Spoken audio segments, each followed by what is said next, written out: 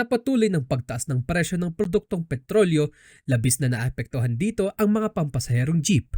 Dahil diyan, tigil pasado muna ang ilang bagay na malaking hamon naman sa mga mananakay, lalo na ang mga estudyante.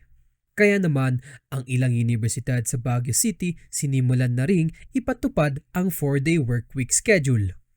Isa na rito ang University of Baguio.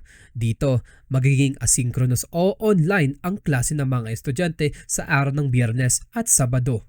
Work from home din ang ilang opisina ng universidad at mas pinahaba naman ang oras ng pasok ng ilang opisina mula Lunes hanggang Huwebes simula sa ika-6 ng Abril. Nag-anunsyo na rin ang Baguio Central University na sila rin ay susunod sa 4-day work week at ipatutupad din ito sa ika-6 ng Abril. Dito magiging online ng klase tuwing Biyernes at ang mga laboratory classes tuwing Biyernes ay ililipat sa Lunes hanggang Huwebes. Suspendido rin ang intramurals. Cyrus Lloyd Lausan, RNG News.